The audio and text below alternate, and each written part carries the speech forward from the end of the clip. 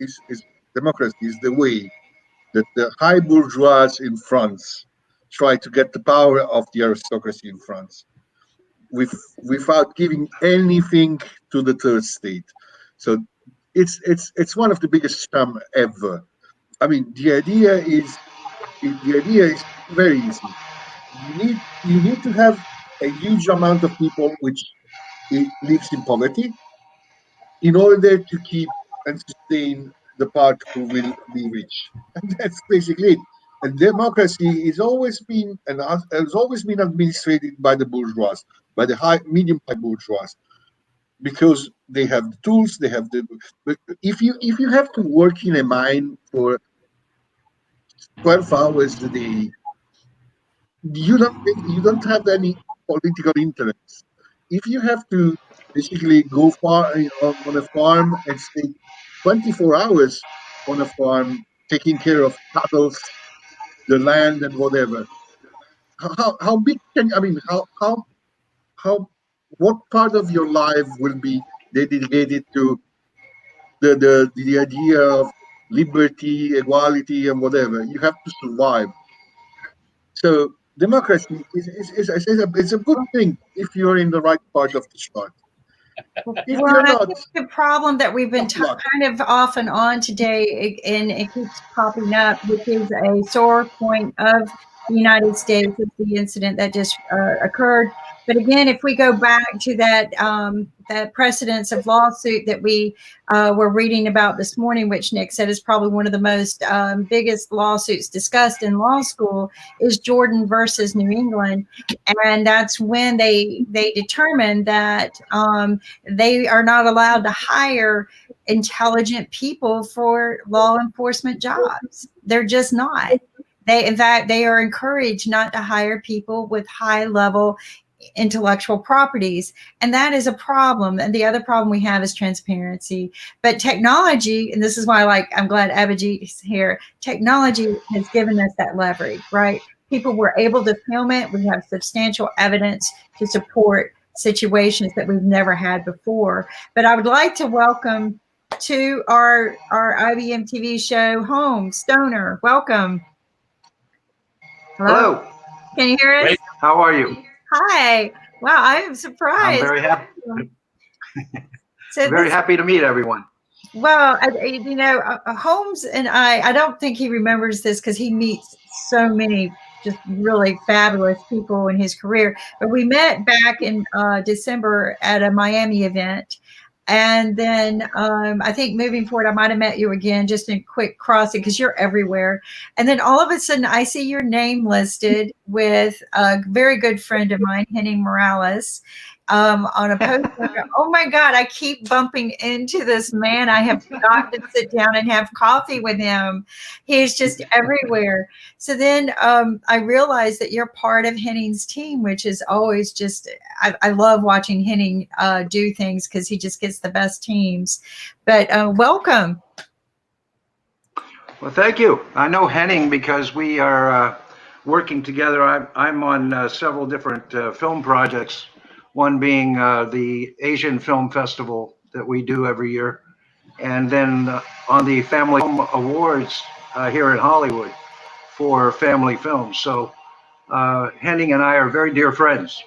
Well, and you are in the film industry, and I'm going to let you share with our team here. And our team shifts throughout the day. We got all these different kinds of just people coming in, but we have Abhijit from India and Roberto from Italy. And one of the things I love about India is I learned that they only have two religions there: Bollywood and cricket. Bollywood and cricket. And I've been on this, doing this show since March 4th, I think it is. Ankit might come back and correct me. But those are the two things I've learned about India and love, is because they put so much into their film industry, which is still a thriving industry even through this COVID problem. How do you feel that the U.S. is doing with the situation in the film industry? Well, I'm the chairman of the Pacific Rim Business Council and the American International Chamber of Commerce. So Yes. I see things myopically. I see them through the eyes of the small businesses. We have over 500,000 small businesses that we have as participants in our organization from here to Mumbai. So seeing things from an American perspective is a bit hard for me, seeing that we're in 22 countries and in over 50 cities. So I see things more of a outside the United States perspective. But as the United States perspective, as far as the film industry is concerned, we see that probably as we move into the 21st century and we start sustaining ourselves with our new facts of life, we're going to see this business morphing dramatically into digital, into smaller events, into a lot more satellite transmission, where we are going to internationalize the film industry much more so than before. And Bollywood being a very strong part of that, as well as Chinese producers and Chinese super colossal King Kong type movies. These are in the horizon. They're coming, and they're coming very quickly. And the Americans have to start realizing that no matter how they want to retreat and kind of retrench themselves as being the hallmark of the industry, this industry has gone digital. And when it went digital, it means it went international. So all these different cultures have all this talent and all this amazing creativity that they're bringing to the fore. And we have to learn to live with it and meld it all together and make sense of it all and start understanding it and communicating more effectively. No, and you make I think the biggest word you just said is communicate, right? We need to be more, yes. You could have said a better word today. Go ahead. You have people here from Italy, people here from India, okay? People here from all over the world that are meeting with you and speaking their mind. We're communicating as people, and we're using that technology that has been given to us, and we're trying to make the best of it, okay? And the thing about it is, it has good parts and it has bad parts. But the fact of the matter is, when you have the ability to communicate properly with people one-on-one or one-on-three or whatever the case may be, you're breaking down those barriers, okay? And when you start retreating and closing yourself off is when the problems begin.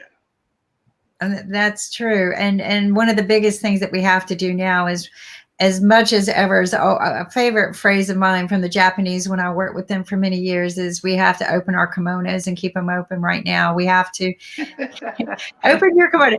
I picked that up, and it just made sense to me that if we're just transparent and open with each other, it's amazing what can happen. But one of the things I've enjoyed about IBM TV is that it has been so global. We have had people from all over the world, and just I hate saying everyday people because they're all top in their professions, right? But we're not politically driven.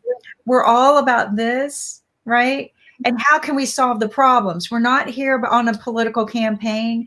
And I think that's one of the things I've enjoyed about what we've been evolving is the conversations that pan around that. Share with our team a little bit more. You kind of gave a little opening of who you are and what you do, but share more about what your job entails. I have a question, quick one from Mr. Holmes. Okay. Yes. I have a very small question. Is about in this pandemic, when the world is living inside their home, inside their houses, the intake and consumption of video and Netflix and everything which we see on the phone or internet or YouTube has tremendously increased. And in this increase, yes, also the supply has also at the same time increased. Lots of webinar invitation which we gave daily, we do not attend, that's another matter. But in this, quality of content has gone down, and plenty of new content which is irrelevant, which somebody is trying to say something maybe there are very few people who are willing to even listen it. So that has also came into about a number of webinars and videos. In this scenario, how do you look that the entertainment industry, particularly the phone entertainment industry, I don't know what is the exact terminology of Netflix and Amazon Prime, what we call it in the industry, but how is it going to respond to the content and people who are creating content, since the content has increased this much, how they will cope up with the competition in this time?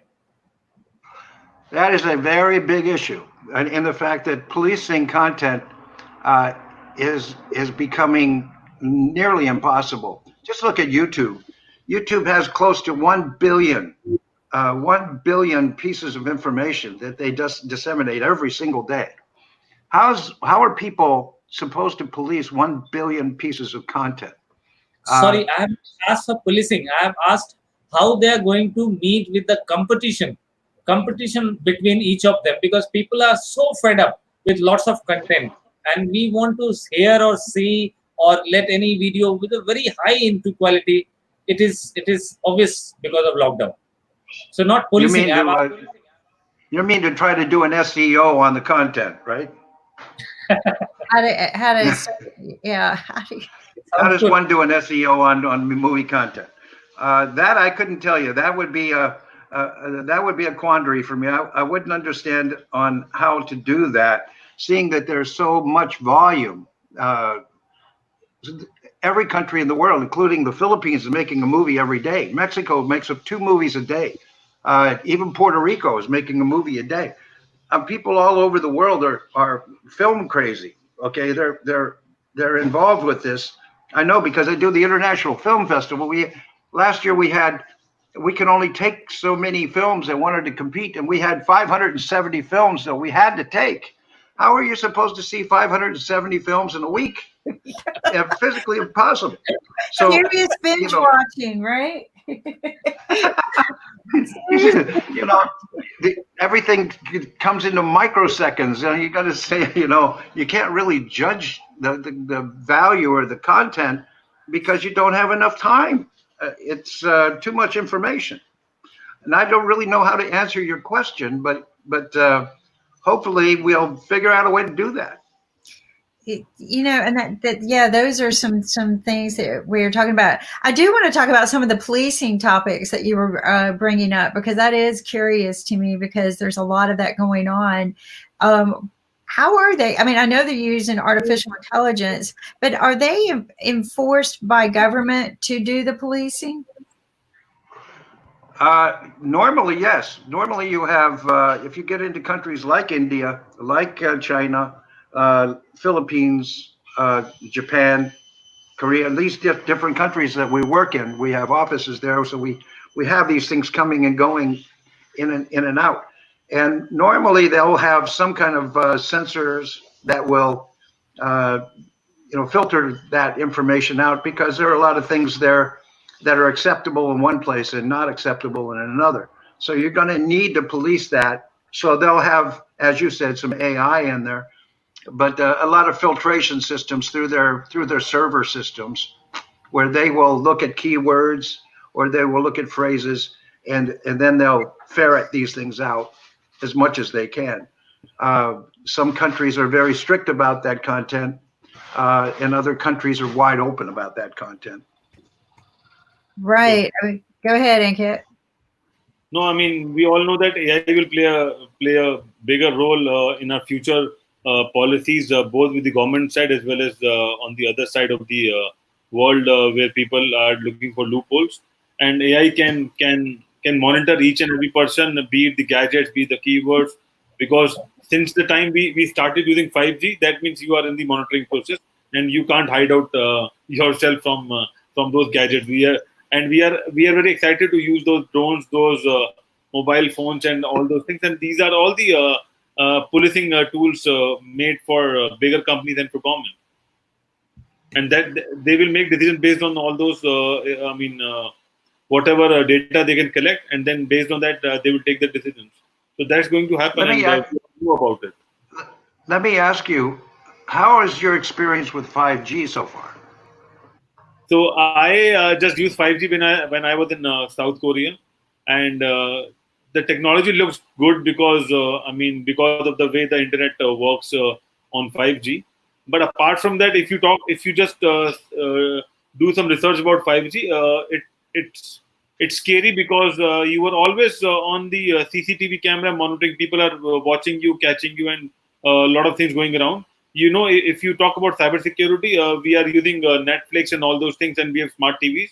And using 5G, I can play a camera on your smart TV, and I can watch you what you are doing.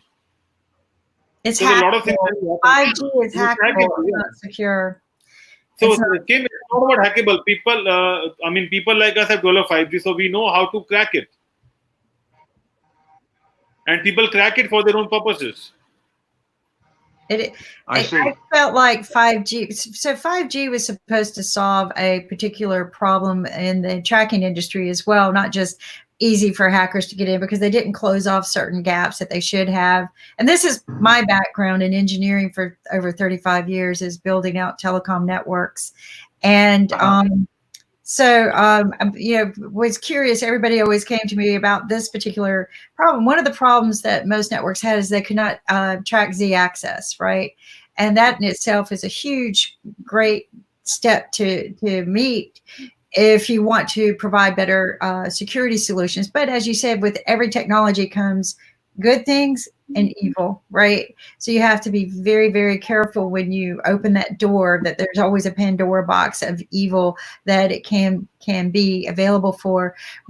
One of the things I did in one of my inventions was go ahead and solve the Z access problem before 5G came out. But that's not what happened with 5G. It ended up, to me, and you might have a different answer, Holmes, but I felt like that it became a bigger open door problem. So where do you think it's going? Where do you Where do think I think 5G? Where's 5G taking us? So I think it's taking us to bigger opportunities, the more open doors, and that's the reasons why we have more open doors to hacking. But where do you think? I know where it was intended, but where do you think it's going? Well, I know that one of my businesses, I make steel framed housing, I and know we that. do Yeah. affordable communities, smart housing, things like that.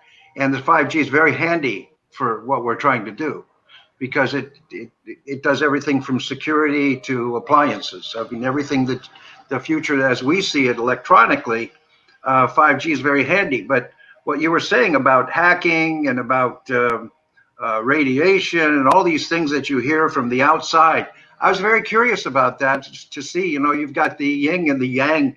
You've got these two, as you say, the good side and the bad side. I'm just trying to figure out which is more equitable. Are there more bad things or more good things about it? Well, So so I'll tell you something. Go ahead. Go ahead. So it's a simple thing. If we use 5G in a democratic way, it's good. But if you use it in the other side of the world, it's bad. So now you can imagine how you have to use it, and you are in which part of the world. That's it. Good answer. Good answer. Yeah, and that's and I guess Ankit was writing because we talk about this a good bit that cybercrime is what $8.6 billion. So for the hackers, I guess it's a pretty lucrative business. It's going to be lucrative for the good people too, because there's so many good things we can do. Right? It's going to improve our ability to track for security, not security against crime, but just for security of your own employees, because that's what solving the Z access was to help solve certain problems. Your smart home. Kim, there is one more thing. Kim, there is one more thing. We are not talking about something which is very important, and that is hardware. We all use mobile phones, and all the data are in the phone right now. Okay, so whenever I change my phone, I transfer the data from the old phone to the new phone. But what happened to the data which is there on the old phone? And then we just scrap it. Okay, and then people take those phones. There are a lot of companies who buy old phones and then they manufacture new phone out of the old phone, and that way they are doing their businesses. And now when you are scrapping your phone, a lot of companies are taking the data from the phone and then they are utilizing it in n number of ways.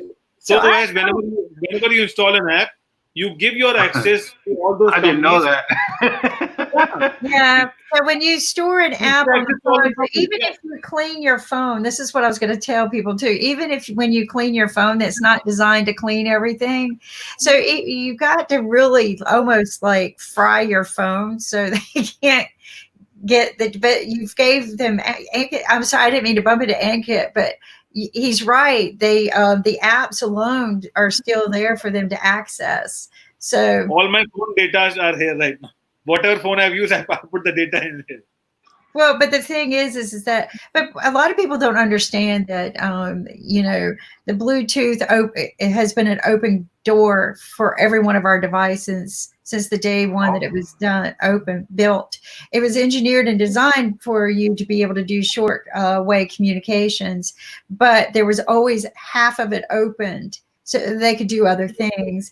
Well, that open gateway was something that hackers knew more about than the common person or even engineers to be able to utilize. So, you know, with 20 billion devices out there, we've just opened up 20 billion open doors to the hackers. But it's a, you know, $8.6 billion industry. And this is what I had a conversation about at two of the universities where I sit on the board for science and for cybersecurity, is that the people who are in the hacking world, they have more incentive to do this because financially it's a bigger gain, whereas we're paying our people $100,000 a year to fight the crime, maybe $40,000 a year to fight the crime. A hacker can easily make $1 million. Who's got more incentive here, right? So it's, you know, this is I speak at the law enforcement on this as well in the cybersecurity industry, and it's quite interesting when you put that in place. Of cybersecurity, because by 2020, India would have 800 million smartphone users. So you can imagine the size which we will have to manage, and every smartphone is a potential threat to bank fraud and to a cyber hacking. So particularly we will be on the channel, and India again would be a very huge market for the content which Mr. Holmes is developing. So it was pleasure talking to all of you. Yeah, because Abhijit is big into smart technology. So the two of you need to make a connection sometime. That's what his world is smart technology for lives, quality of life. So well, then we segue over to the financial part of it, where everything is going digital financially, and you take the entire world financial market as we see it, and it's got to sustain itself. The old way, the old currency ways, the old, you know, Wall Street model has become passé. Basically, you're looking at people around the world looking for an alternative. From crypto over to forex exchanges on how to readjust or to make the new currency for the new world. I'm curious to find out how that's going to interplay with this 5G. Well, if you can hack into it, I mean, if you can hack into it, you can make billions. Well, so a lot of things, and I don't know, maybe we can sit down, and this is a way, way big conversation as well, just on its own. No, but Kim, we can discuss about that. Go ahead. We can discuss about that on our payment show, which happened on Wednesday, 1 p.m. EST. So Yeah, we have someone from the payment industry. They discuss about how the payment industry will change in future and what happened to the technology and how we can work it out and what are the best ways to secure your payments. So, well, we have a FinTech show on Wednesdays, and FinTech is definitely, you know, the way we're moving to maybe you got your cryptocurrencies, and then you had FinTech, and then how do you merge the two so that you can regulate it? And you know, a lot of people have been trying to do that, but yeah, no, what do you do, right? But smart cities, if you've ever attended, I'm sure you have, a lot of smart city conferences. I've seen technology that was totally invasive, where they have little microchips, this is smaller than the tip of your fingernail, that goes onto every light bulb that goes into your refrigerator. I've seen it. I was in the development lab with them. And you know, what is the intended purpose? To watch somebody open up their refrigerator door, right? Abhijit, thank you. So And Abhijit is in the smart technology world as mainly in transportation and mobile, but a lot of things he does evolves into the smart living environments, which, there are so many ways we could take this and do a lot of good. And of course, there's going to be so many ways it's used for evil. I'm going to do a book on that, right? The good and evil. But what is your opinion, Holmes? And because you're doing these smart homes, and I want to show you some technology that I have that would integrate with some of your smart homes. But how can we make things better? Because this is what you do every day, not because you do it as a business councilman as well, which, to hear your voice and to discuss some of the things that we can do at this level is very appreciative. My whole vision in my life as it exists today is to kind of create a situation, a pathway, if you will, for sustainability in the 21st century. The people behind me and the generations behind me, I want to try to do something so that the everyday person, the people out there that are kind of disjointed from what we're doing today, because the disparity between the haves and the have-nots have created a huge chasm or a big channel in between. And the idea is to bring that technology, as we're talking smart technology, into the hands of the everyday person. The guy driving the little economy car. Now you see the economy cars with all kinds of things, like a GPS and all kinds of things in a car that they paid $10,000 for. So that is a very smart way of taking this technology and putting it into the mobile phones, putting it into the automobile, putting it into their shelter, okay, and having them communicate with each other, making life more convenient and more efficient for the average person. Obviously anybody with a lot of resources and money can have anything they want. Yes. But to get something into the hands of the average person in India, the average person in China, the average person in Bolivia, the average person in Brazil, to put it in their hands and teach them how to use this technology so that they can sustain themselves in the future. As this population expands and the resources contract, people have to learn how to sustain themselves. And this technology that we're trying to develop is trying to make that happen, okay?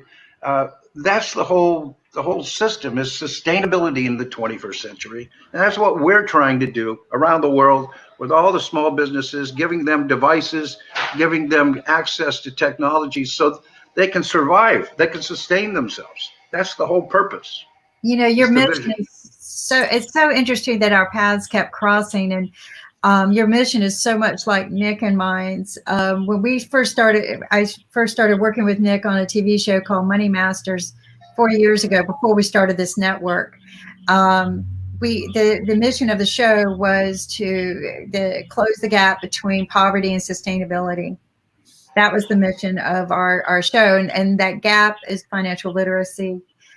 We've changed the word to financial fitness because we found out that people think literacy is boring. So we're trying to find financial fitness programs. One of the things that I've been asked today from a viewer is, how can I sustain when I am a single mother who graduated from college with a student loan debt so high I can't afford housing, and my child's disabled? How do I get out of this mess? Because I'm working 3 jobs. I'm not able to get a job in the industry that I studied my college education for. So what you're talking about is providing affordable housing, because even college students can't afford it. But one of the things we fail to teach people is how to sustain. We don't teach it in school.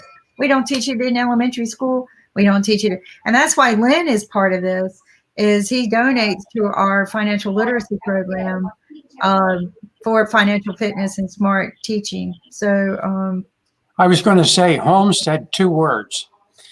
All the technology is great, and getting the technology in the hands of the people who need it is great. But there are 2 words that he said: teach and learn. That's right. Because you can give people all the technology that so if somebody gets this and all they learn how to do is to correspond using social media. So Facebook, Instagram, Twitter, all that kind of stuff. And they learn how to make a phone call. It doesn't necessarily take the technology and narrow, as you're trying to do with Money Masters, as I'm trying to help you do, narrow the gap between poverty and financial sustainability.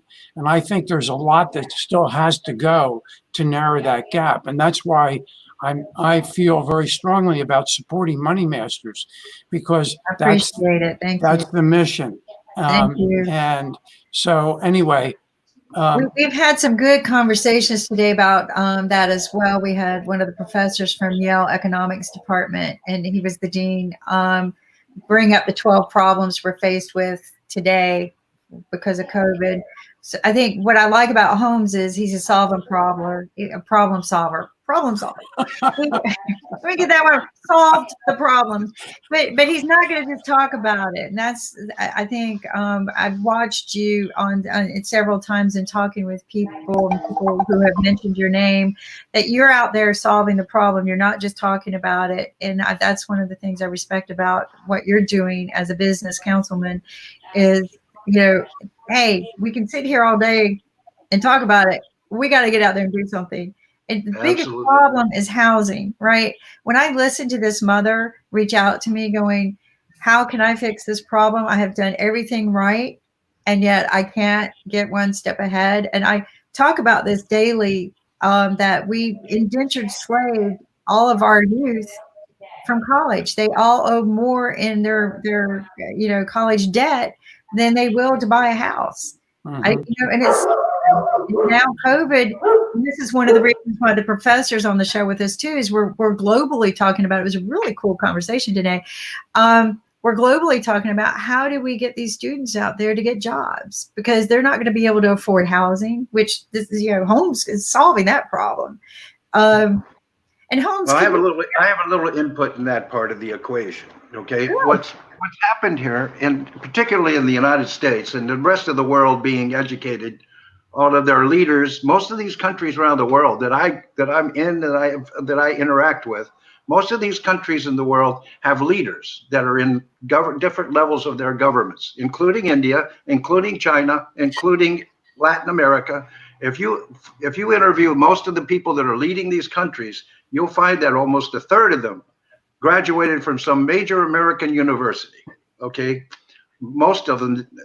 These people are running these governments in different parts of the world, but they were educated in the United States or in the UK or in Australia or New Zealand, a Western country. Okay, so they have been trained by the highest levels in Princeton, Harvard, Stanford, Berkeley, of the highest minds of the United States have taught these people, and they went back to their country and implemented what they learned. Okay, so I don't know why the Americans are so crazy about foreigners being in this country, seeing that we've educated the world, and now we're so shocked that they've grown so fast, and they've become affluent, and they've become technology savvy and whatnot. So I don't know why the shock, but the fact of the matter is that because of that, because of the influence by the Western training, the Western educational system, is now that these places, like especially in Asia, that have always been taught their students more of a memorization type educational process, where you have to excel and be top 10%. Okay, take the test, memorize the test, right? Where in America, in the Western side, it's comprehension. I might get a C, but I still know how to do brain surgery, okay? Because I remember. If you get into this memorization and this maximization program, you'll find that 10% of people that came to the top a year later forgot everything they learned because they just memorized it. They didn't comprehend it, okay? It didn't stick in their head. And now, since most of these people have come and been educated the last 20 years and supported our big universities, and these universities have thrived from all the people coming in from around the world. Now they are the diaspora, if you will, running the world. Okay, and they're thinking comprehensively instead of the other way. So we're looking at this morph. The world is changing every day, and the people want it to stay the same. They want to retreat, go back. I liked it the way it was before. Well, I'm sorry. You let the cat out of the bag, okay? And he's running all over the place, right? And you trained him. You taught him. You taught her, okay? Now you're going to have to live with it. Now that's what I'm seeing as the challenge for the 21st century, is trying to put it all back together, okay? Right. Because it's with shelter. You got people out here in Venice Boulevard, hundreds of them, sleeping on the sidewalk. You got 1,000 veterans in front of the Veterans Hospital in Westwood, okay, sleeping in the park, 1,000 of them in tents. This is the United States of America, okay? It starts with shelter. Shelter gives you some kind of human dignity, whether it's a little tiny place or a great big place. The fact of the matter is, until you have some kind of permanency, something you can call your own, a roof over your head that will shelter you from the cold and the snow and the rain, you have nothing. You have no identity. You have nothing, okay? So I dedicated my life to shelter first, and then you build around the shelter, okay? Then you just make the shelter better, better, better. Give somebody purpose, some people reason, hope. That's what they need. Hope is the magic word. No matter what country it's in, okay? They need hope. We have to give them hope. They need to, instead of saying, we always use the term the light at the end of the tunnel. I always say, if you take your flashlight with you, right, even when the lights go out, you'll find your way to the end of the tunnel. There So you go. that's Girl Scout, right? So you learn to be prepared. I just have the point what Holmes said from India, that a lot of our politicians they have studied in United States, but what happened is that a lot of our neighboring countries, those people, they're coming to study in India. That is also a part of the same globalization, what you call. And also the top leader of India, I don't know, but very few of them are educated in terms of, in terms of they have graduated from big colleges, but they have that political knowledge because they are serving the country, or they are doing it social work since 40, 50 years or so, and they know how to build it. And they are in government model since they were teens, or maybe starting their early age. And that experience made them doing all those things. And also a lot of our Indian scholars, they go to United States as a professor, and they teach in big universities, maybe Harvard, Stanford, or things like that. And that is also part of globalization, because they are sharing their best practice from India and going to US and teaching to the world audience, and vice versa as well. I don't have the fact or data, but a lot of these scholars from around the world, they go to United States just to be a professor in a big university. And that is also a part of sharing the culture around it. But the matter of fact is that I think United States are not able to consume most of them and utilizing there in their political situation.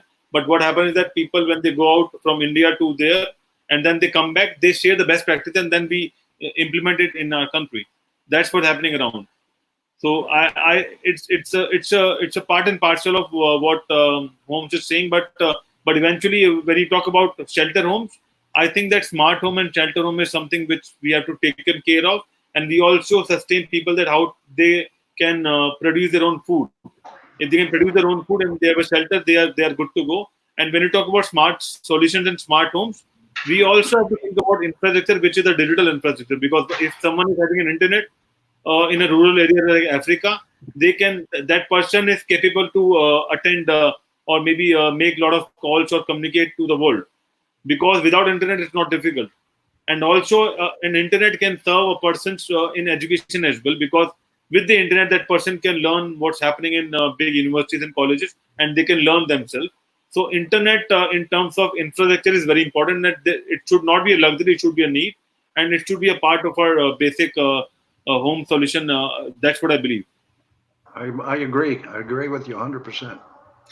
I think it's a common problem around the world that it's going to have to be addressed moving forward after this situation is the affordable home. And how are you doing it? I mean, so you've got a company, you've had it. Share with us a little bit about what you're doing with the affordable home. Well, what we've basically done is digress back to the basics. To basically, and with the room you're sitting in, and I'm sitting in is a box. It's a rectangle. Okay, it's a box. Now, whatever that box is made from, whether it's plastic or if it's cardboard or brick or whatever that building is made out of, is up to you. It's the building material that makes the difference. Okay, the building material is what will sustain human beings far into the future. As long as you're using building materials that are toxic, that are non-recyclable, that are not biodegradable, you're just creating refuse. You're creating trash that can't, that's just going to pile up and create this carbon in the atmosphere that's just going to make things warmer and exacerbate the problem. So what we basically have done is we cut steel. Steel is the most prevalent mineral on the planet. We've got 21 miles deep of iron ore in our planet. And in fact, the core of our planet is molten steel, is molten iron, okay? We are an iron planet, okay? So this is the most readily available mineral on the planet. So we take this mineral that's recyclable, we can melt it down, make it into something, make it into different shapes and different sizes. So we take this material and we make a frame out of it. These are containers, so we don't use containers. We make frames, okay? We make boxes. Yeah, I was looking at the original. I don't know how those got in there, but I was in your gallery of different examples of what you were doing. So go ahead. So basically, you see this building right here, okay? If you look at it, it's just a series of boxes that are put together, okay? You're dropping walls, and sometimes you'll slide in a panel to make a room. Sometimes you'll slide in glass to make a view, okay? These are what we call panelized, compact, modular houses, and you can stack them up 4 or 5 high without any problem. You put stairs, you can do portable lifts or elevators, whatever the case may be. These are all engineered, livable spaces, workable spaces, commercial spaces, whatever the case may be. And we can make these things by the thousands, okay? We can bring the cost down by almost 40% below a wood house, which is, a wood house is flammable. A wood house can collapse in an earthquake. A wood house can blow away in a big storm. A wood house has termites, all kinds of problems, and there's still 40% more than this, okay? And this will last 50 years at least. And if it starts to wear out, you take out the panels and you slide in some new panels, okay? So it's that easy. And the fact of the matter is, you can pick it up and move it around. If you're going to live in Chicago today and live in Miami tomorrow, you pick your house up, put it on a truck, and drive to Miami. It's just that easy. Take it apart, pack it up. There you go. Okay. I modular living. Something here. They didn't teach us about this in the Three Little Piggies story, right? Because you had the sticks, you had, and then you had the brick. Where's the steel? You're right. The core of our earth is made out of steel. Where's the steel house? Yeah. Thank you. Okay. And the other part of it is the environmental impact of all of this, because basically what we're trying to do is we're trying to make our houses as a zero carbon footprint as we can do. Yeah. We use bamboo that we can grow 3 or 4 times a year for the flooring. We use plant seed oil and other products for the insulation that can go all the way up to R30. We have LED lighting that uses a lot less power. We have all kinds of paneling, including magnesium oxide and hempcrete and all kinds of things that we can use that are zero carbon footprint. And that's where we're going. We're going here in the direction of environmental shelters that And it will doesn't have sustain to be, people far into the future. and look how beautiful they are. It doesn't have to be They're- ugly, right? And It doesn't have to So, be ugly. like, no, can we also install solar panels in that? yes, And oh yeah, these are three kinds of energy that we use normally in a packet, which would be solar, wind, and hydrogen fuel cell, so that we can mix the three of them and have enough power to drive heat and air conditioning, as well as water heaters and things like that. Because the normal life, people use microwaves, they use a refrigerator, heaters with coils use a lot of power. So you've got to bulk up on your power sources, and we don't use much lithium because lithium is very volatile. Lithium will blow up on you. But the hydrogen fuel cells, they're also kind of volatile, but you can put them outside or whatever you can, but they're much more efficient than anything else that we've seen. yeah. So we're looking at all the different, we're looking at all the different alternatives for this future Right, living. there's more in the And what gallery. about I've can we stopped. sustain it, These are the pretty views. I mean, look at the view, and it doesn't, and it's cost effective, and it's smart engineering. It's not complicated engineering. It's very smart. I mean, And- brilliant. Go ahead, And you Anke. look And I at would look like at to know, look at the, like, look at what is the ideal temperature have- for these places? I'm sorry. What is the ideal temperature for these houses? Because in India, I mean, if you go up north, we have like -7 or -8, and then in Ideal some temperatures. places we have around 110 or maybe 115 degrees Fahrenheit. That's all about insulation, my friend, and insulation is an art by itself. Okay, and right now, most of the insulation that people are using, like, are R40. chemical. They're synthetic. They're toxic. If they get hot, they burn. We use nothing but biodegradable materials that are non-flammable, and we can bulk it up so that the inside of that house will be like a being inside of a thermos jug. Okay, I mean, it is. You don't need an air conditioner in Saudi Arabia or in the north of India if that wall is 4 inches thick, full of non-toxic insulation. Take a look Okay. at this, for example. You know, Yeah. it's got the solar, it's got good windows, which you can get good airflow. It's very, it's not intended, again, this is probably not intended for the people. It's intended to help people get from homeless into a home, right? That's exactly true. Cost-effectively. Exactly true. So when you've got one solar panel, and I know this because I got a solar solar panel research business that I'm doing, and I actually have got one solar panel running my shed. And the reason is that in North Carolina and a couple of other states, it's illegal to go off grid unless you let the power company do it, and they charge you $85,000 to install your solar panel. I know, right?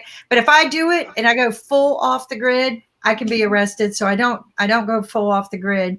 But it's one panel. I've got a smaller panel than this. My panel is the size of a suitcase, can run a full 3-bedroom house, including pump water, and the pressure being what you would have in a house to flush a toilet or anything else. So there are systems out there that exist that are very affordable, but they don't let you see that, and they don't want you near it. But what you're doing, I love this, because this person doesn't have to rely on the power company bill, doesn't have to, this can be a completely off-grid solution. Self-sustained solution. We're doing 2 projects for homeless veterans. The big project we're doing here in Lancaster, California. Now that's in the middle of the desert. Okay, high desert. Okay. We're doing 447 units Look at with 8 grow-tainers, so they can grow their own food inside. Inside. Okay, with grow lights and all that sort of thing, and hydroponically. And there are 2 sides of the project. One side is for married veterans with children, and the other one is for single veterans. And then there's a small grocery store and a coffee house, and it's all it's a smart complex. So we've got a couple of engineers, like uncatered engineers, that are out there, wiring it up and getting all the latest technologies in there. And it sits there in the middle of the desert. Okay, and it's got 1,000 people moving in there the end of this year. Okay, Wow. that are all homeless. okay, that are going to live in a brand new house, okay?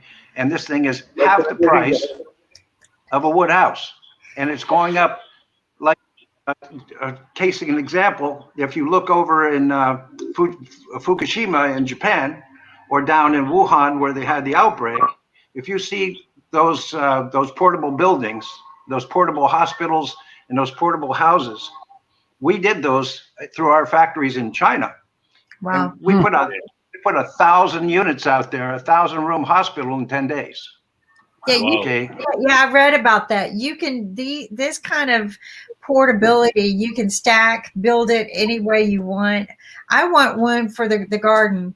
So I'm tired of my garden just being the summer and hydroponic. Okay, again, hydroponic is another conversation. I would love to have you come on the show and share with us how you're doing this in the communities, because I love that way of growing. You don't have to have perfect soil. So, Kim, I would like to invite Holmes on Wednesday, because on Wednesday we start with the Pod Hotel, a guy who is having a Pod Hotel in Hong Kong, a pod and hotel. how they run the Pod Hotel. And then we have Mia Pods, where they create a lot of small pod boutiques.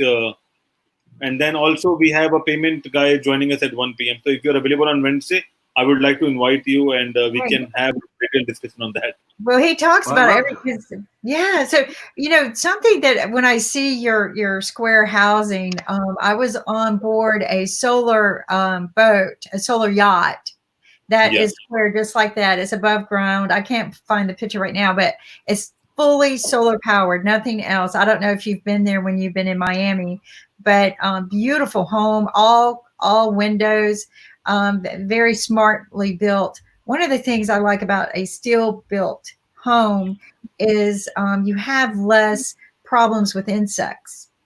And one of the things I guess my son learned when he was living in New York was about the bed bug problems, right? So when he came back home, believe me, he got the horrible experience. He whatever steel he could put in, right? No wood, no fiber product, nothing, right? Can we steal the bathroom? Yeah, go ahead, put it whatever you want. If steel plate, everything. I want a home like this. I would love to have one like that. It's easier to care for. No painting. Just. One of the caveats of living in a steel structure, okay, is water, because water is the cancer of steel. Okay, so if the steel is not protected or coated with the right product, the steel would contract cancer. That's why you see all of these old containers. They're all rusty and falling apart or whatever. It's because the water will erode the metal. Okay, so what we have done is we've done exhaustive research. One of my partners, Mark, is an expert in coatings. Okay, so he knows all about the different coatings of all the different things that you can use for steel, because he did the coatings for very expensive cars, sports cars, things like that. So he knows all the different coatings for steel. And so what we basically have done is we've developed this whole line of products to protect our steel for 100 years. So once these things are coated, they're done. Okay. Plus, there's another coating that you can put on there that will be antiviral, so no virus can get in. Okay, the virus, is just like kryptonite for the virus. It won't come into your house. It's been sprayed on to the steel. Okay, so that penetrable. You're living in a healthy house. And bugs can't eat it. Termites can't chew into it. Bugs can't. So that, again, I know you guys go, Kim, calm down with the bugs. But I want to share with you about steel. And one of the things I learned about how it can become so durable is I own what we call a Wi-Fi tower, but it's also a ham radio tower, right? We took, but it's a 120-foot tower antenna. And it never rust. Never, not an ounce of rust. It was built out of a special aluminum alloy built for airplanes. And we took that same aluminum alloy. That's what we were doing. We're learning how to build out Wi-Fi towers that would last a lifetime. And so I actually have one in my yard. And it's been there a long time. Never went, but it's hurricane resistant, right? So, like you were saying, these steel homes, they're hurricane storm resistant. You had to find that means to keep them from rusting, and it does exist. And I know it exists because I got one in my front yard for 20 years and it's never rusted. I'm just telling you, I believe in it. If I could rebuild my home today with what you're doing, I would. I mean, I get tired of painting every 5 years. I have a brick house, right? I was the third pig. There was no such thing as the fourth pig. We need to rewrite the book, Holmes. Let's rewrite the book for the kids today, right? Who's going to be the big bad wolf? There's plenty of big bad wolves. I'm from wolf country. I'm from North Carolina University. Plenty of big bad wolves. But let's do talking about, you're from North Carolina, are you? Yes, sir. So we're doing a project in North Carolina right outside of Raleigh. We're outside of Raleigh. Where? Nick just moved to Raleigh. I just moved to Raleigh. Producer. Nick just moved. Well, there's we're discussing it as we speak, but there's a university out there, a community college. Right. And my friend, his name is Chip, he owns 165 acres adjacent to the community college, and he has a factory out there that he used to make wooden modular housing with. And he closed the factory. Now he's trying to sell that factory. And then they introduced him to me, and we started talking because he's got a big sympathy for homeless veterans, right? Just like we do out here. So so he wanted to dedicate this land to these homeless veterans. Right. He didn't have kind of a strategic plan of what to do. So that's when he and I started talking about this project. And so, you know that North Carolina is the third most populated state in the United States in veterans. Yeah, I did not know that, but I would not be surprised. Fayetteville. If you look at what we do in Fayetteville, because Fayetteville is a big home for a lot of things that people don't know about besides the military. But yes, we are. Every year, the Camp Lejeune and Fort Bragg, and there's a couple of Air Force bases there. They release 12,000 veterans every year out of the service. They're coming out of the service.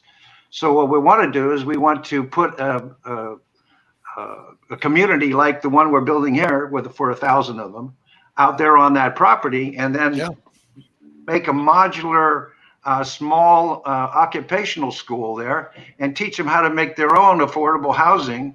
And then we'll use that empty factory to as an assembly place and as a training camp for all these people to learn to be an electrician, learn to be a plumber, to learn a skill where they can make more money than a doctor. Okay, so they do quite well, right? Is that community college Wake Tech?